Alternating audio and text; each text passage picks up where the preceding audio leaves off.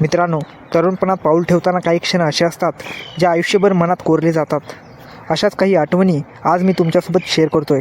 या अनुभवाने माझ्या जीवनाकडे बघण्याचा दृष्टिकोन पूर्णपणे बदलून टाकला. त्या वयातील ती ओढ मला एका व्यक्तीच्या इतकी जवळ घेऊन गेली की मला स्वतःचंही भान राहिलं नाही. ही कथा माझ्या त्या पहिल्या अनुभवाची आहे, जेव्हा मी शालेय शिक्षण पूर्ण करून नुकताच उत्तीर्ण झालो होतो आणि मला कुटुंबासोबत गावाला जाण्याची संधी मिळाली होती. तेव्हा मी फक्त 19 वर्षाचा होतो. माझ्यासाठी प्रेमाचा अनुभव म्हणजे केवळ पुस्तक वाचणं किंवा चित्रपटातील काही दृश्य पाहण्यापुरतंच मर्यादित होतं. खरा अनुभव मी फक्त कथांमध्ये, कादंबऱ्यांमध्ये जाणून घेतला होता. ही पूर्णपणे खरी कथा आहे, म्हणून मी ती जशी आहे तशी सांगत आहे. गावात मी माझ्या आजोळच्या घरी गेलो होतो. तिथलं वातावरण, भाषा आणि माणसं, ते सगळं मला खूप आवडू लागलं होतं. तिथेच माझी भेट आरतीशी झाली. सावळी, सडपातळ पण अतिशय सुंदर अशी ती मुलगी. ती माझ्या दूरच्या मामाची मुलगी होती. आम्ही दोघं साधारण एकाच वयाचे असल्याने आमची लगेच गट्टी झाली. लवकरच आम्ही एकत्र खेळू लागलो, फिरू लागलो आणि तासनतास गप्पा मारू लागलो. मामाच्या घरी लग्नाचं कार्य होतं आणि मी पहिल्यांदाच शहरातून गावाला आलो होतो. त्यामुळे आरती माझ्याशी अगदी निसंकोचपणेच वागायची. आमचं नातं दूरच्या बहिणी भावाचं होतं. कोणालाही आमच्या एकत्र फिरण्यावर शंका आली नाही. एके दिवशी आम्ही खेळत होतो. खेळता खेळता मी गमतीने तिची पुस्तके हिसकावून घेतली. ती पुस्तक परत घेण्यासाठी माझ्याशी झटापट करू लागली. आम्ही दोघं एकमेकांना ओढत होतो. त्या ओढाओढीत मला काहीतरी वेगळंच जाणवू लागलं. तिच्या व्यक्तिमत्वाचा तो सुगंध आणि तिचा स्पर्श मला अस्वस्थ करू लागला. माझा श्वास वाढू लागला होता. नकळत तरुणपणाच्या त्या भरात मी तिची पापी घेतली. तो माझ्या आयुष्यातील पहिला अनुभव होता. तिनेही मला घट्ट धरलं आणि मी तिला पुन्हा पुन्हा पापी करू लागलो. काही क्षणानंतर ती अचानक बाजूला झाली आणि रागाने म्हणाली, "कुत्रा," असं म्हणून ती तिथून निघून गेली. मला हे सगळं जरी विचित्र वाटलं असलं तरी त्यात एक वेगळं सुख होतं. तिने दिलेली ती शिवीही मला गोड वाटली. त्यानंतर जेव्हाही आम्ही खेळायचो, मी काहीतरी बहाणा करून झटापट सुरू करायचो आणि खेळता खेळता आमचं प्रकरण सुरू व्हायचं. मामाचं घर मोठं होतं आणि लोक बहुतेक वेळा बाहेर किंवा बागेत असायचे. त्यामुळे आम्हाला रोज काही वेळा एकांत मिळायचा. आता आरतीलाही हे सगळं हळूहळू आवडू लागलं होतं. मग एक दिवस असं काहीतरी घडलं ज्याचा मी स्वप्नातही विचार केला नव्हता. संध्याकाळची वेळ होती. गावाकडे सगळे छतावर झोपायचे. मी आरतीच्या शेजारी झोपलो होतो. रात्र चढत गेली होती. तसे सगळे गाढ झोपले. जेव्हा मला खात्री पटली की आता सर्वजण झोपले आहेत, तेव्हा मी आरतीकडे पाहिलं. ती माझ्याकडे पाठ करून झोपली होती. मी हळूच तिच्याकडे तोंड वळवलं. आता तिचा चेहरा अगदी माझ्यासमोर होता. तिचा श्वास माझ्या चेहऱ्यावर जाणवत होता. मी तिची पापी घेतली. मला जणू स्वर्ग मिळाल्यासारखं वाटलं. तो अतिशय सुंदर अनुभव होता. मग मी तिच्या व्यक्तिमत्वाला हाताने अनुभव देऊ लागलो. झोपेतच तिच्या मुखातून हळूवार आवाज निघू लागले. त्यानंतर तिने मला जोरात मिठी मारली. आरती पूर्णपणे माझ्या भावनेमध्ये वाहून गेली होती. आम्ही दोघंही पूर्णपणे मोकळे झालो होतो. मला पुढे काय करायचं हे नीट कळत नव्हतं, पण सगळं आपोआप घडत गेलं. तेव्हा आरती कुजबुजली, "विवेक, प्लीज, आता सहन होत नाही आहे." मी म्हणालो, "थांब, मी प्रयत्न करतोय." आम्हा दोघांनाही माहिती नव्हतं की पहिल्या अनुभवात किती वेदना होतात. आम्हाला फक्त सुंदर अनुभव घेण्याची घाई होती. मग मी जीवनात भावना टाकून सुंदर अनुभव देऊ लागलो. अचानक आरतीने मला प्रतिसाद द्यायला सुरुवात केली. आम्ही दोघंही त्या छतावर अनुभव घेत होतो. त्या धुंदीत आम्हाला याचेही भान राहिलं नाही की कोणी जागं होऊ शकतं. साधारण 20 मिनिटाच्या त्या अनुभवानंतर मी शिखरावर पोहोचलो. या दरम्यान आरतीसुद्धा दोनदा प्रभावी झाली होती. शेवटी मी तिच्या जीवनात रंगाच्या 5-6 पिचकाऱ्या सोडल्या. मी थकून तिथेच कोसळलो. त्या चांदण्या रात्री आरतीचा सावळा चेहरा घामाने न्हाऊन निघाला होता आणि चमकत होता. ती साधी मुलगी त्या रात्री एखाद्या देवीसारखी तेजस्वी दिसत होती. काही क्षणानंतर जेव्हा मी बाजूला झालो, तेव्हा तिथून लाल ओलावा बाहेर येत होता. चादर लालसर झाली होती. ती ताबडतोब उठून बाथरूमकडे धावली. पण त्या अनुभवाच्या आनंदापुढे हे दुःख काहीच नव्हतं. दुसऱ्या दिवशी सकाळी जेव्हा मी उठलो, तेव्हा अंगणातले पक्षी ओरडत होते, पण माझ्या कानात फक्त काल रात्रीच्या त्या श्वासाचे आवाज घुमत होते. आरती माझ्याशी नजर मिळवत नव्हती. तिच्या चालण्यातील तो लंगडतपणा आणि चेहऱ्यावरती ती भीती मला अस्वस्थ करत होती. मला वाटलं तिला फक्त कालच्या प्रकारची ओढ आणि भीती वाटत असावी, पण खरं कारण काही वेगळंच होतं. मामाच्या घरात लग्नाची गडबड सुरू होती, पण माझ्या मनात एक विचित्र शंका घर करून बसली होती. काल रात्री छतावर आम्ही दोघंच होतो की तिसरं कोणीतरी तिथं होतं. दुपारच्या वेळी मी हात धुवायला मागच्या विहिरीकडे गेलो, तेव्हा मला आरती एका कोपऱ्यात उभं राहून रडताना दिसली. मी तिच्याजवळ गेलो, तिचा हात धरला आणि विचारलं, "आरती, काय झालंय? तू अशी का वागते?" तिने थरथरत्या हाताने तिच्या ओढणीच्या टोकाखाली लपवलेली एक चिठ्ठी माझ्या हातात ठेवली. ती चिठ्ठी उघडताच माझे पाय जमिनीला खेळले. त्यावर लाल शाईने लिहिलेलं होतं, "काल रात्रीचं दृश्य खूपच प्रेक्षणीय होतं, विवेक. पण त्या बदल्यात मला काय मिळणार? आज रात्री 12 वाजता जुन्या वाड्याच्या मागे ये. नाहीतर हा व्हिडिओ अख्ख्या गावात आणि तुझ्या मामाच्या मोबाईलवर असेल. माझं डोकं सुन्न झालं. व्हिडिओ कुणाकडे असू शकतो हा व्हिडिओ? गावातला एखादा टार्गेट मुलगा की घरातलंच कोणी? मी चिठ्ठी खिशात कोंबली. आरतीकडे पाहिलं. तिच्या डोळ्यात फक्त असहायता होती. विवेक, जर हे बाबांना समजलं तर ते मला मारून टाकतील, ती हुंदके देत म्हणाली. मी तिला धीर दिला, पण आतून मी स्वतः हादरलेलो होतो. त्या दिवसापासून सुरू झालेला एक असा खेळ ज्याचा शेवट असा होईल मला असं वाटलं नव्हतं. मी शोध सुरू केला. संशयही अनेक होते. एक, सुनील मामाचा शेजारी जो नेहमी आरतीवर नजर ठेवून असायचा.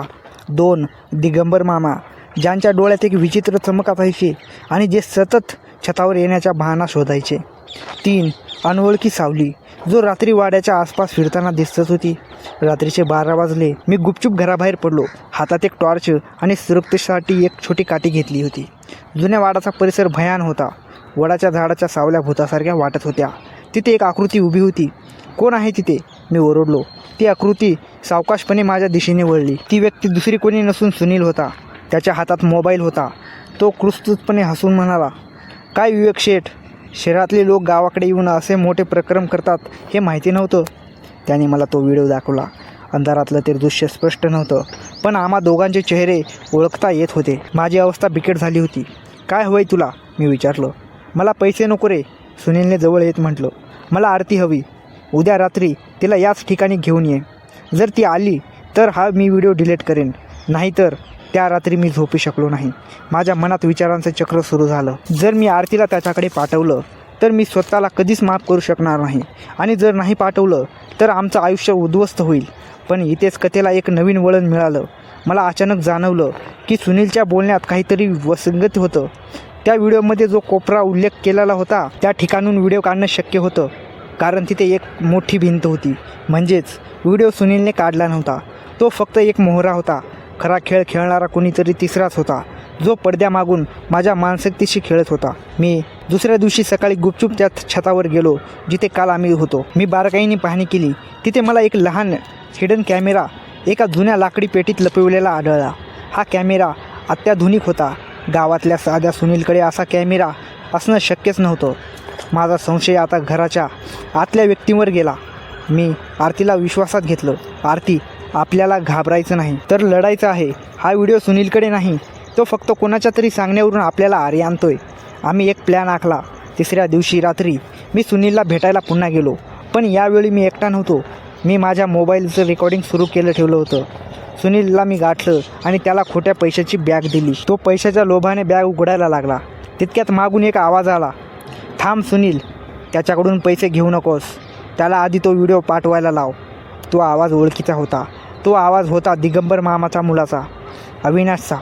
अविनाश हा शहरात सॉफ्टवेअर इंजिनियर होता आणि लग्नासाठी गावाला आला होता. तो वरवर खूप सभ्य दिसायचा, पण त्याच्या मनात आरतीबद्दल एकतर्फी प्रेम आणि माझ्याबद्दल राग होता. त्यानेच तो कॅमेरा बसवला होता. जेव्हा अविनाश समोर आला तेव्हा त्याच्या डोळ्यात एक प्रकारचं वेड दिसत होतं. तो ओरडून सांगू लागला की त्याला कसं आरतीला मिळवायचं होतं आणि त्यासाठी त्याने हा सापळा रचला होता. विवेक, तू शहरातून आलास आणि तिला घेऊन गेलास हे मी सहन करू शकत नव्हतो. अविनाश ओरडला. त्याच्या हातात आता एक चाकू होता. परिस्थिती हाताबाहेर जात होती. झटापट सुरू झाली. अविनाश वेड्यासारखा माझ्यावर वार करायला धावला, पण अचानक तो थांबला. त्याच्या पाठीमागून एक जोरात प्रहार झाला होता. तो प्रहार आरतीने केला होता. तिच्या हातात एक जड दगड होता. अविनाश जमिनीवर कोसळला. लाल सडा पडला होता.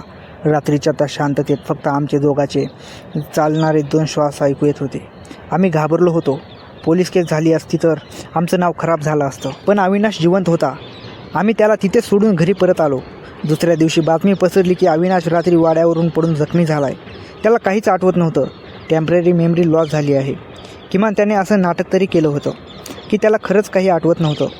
हे एक रहस्य राहिलं, पण खरा सस्पेन्स तर पुढे होता. 2 दिवसांनी मी शहरात परत जायला निघालो. आरती मला निरोप द्यायला आली. तिने माझ्या हातात एक छोटी वस्तू दिली आणि म्हणाली, हे तुला वाड्याच्या तिथे सापडलं होतं, विसरलास का? मी ती वस्तू हातात घेतली. तो एक मेमरी कार्ड होतं. पण धोकादायक गोष्ट ही होती की ज्या कॅमेऱ्यातून व्हिडिओ काढला गेला होता त्याचं मेमरी कार्ड तर आधीच माझ्याकडे होतं. मग आरतीने दिलेले हे दुसरं कार्ड कसलं होतं? मी घरी जाऊन जेव्हा ते कार्ड लॅपटॉपला लावलं तेव्हा माझं मन गोठलं. त्या कार्डमध्ये फक्त त्या रात्रीचा व्हिडिओ नव्हता, तर गेल्या 2 वर्षातील गावातील अनेक लोकांचे खाजगी व्हिडिओ होते आणि त्या प्रत्येक व्हिडिओच्या शेवटी एक चेहरा दिसायचा जो कॅमेरा सेट करायचा. तो चेहरा अविनाशचा नव्हता, तो चेहरा आरतीचा होता. आरती साधी सावळी आणि सडपातळ मुळकी नव्हती.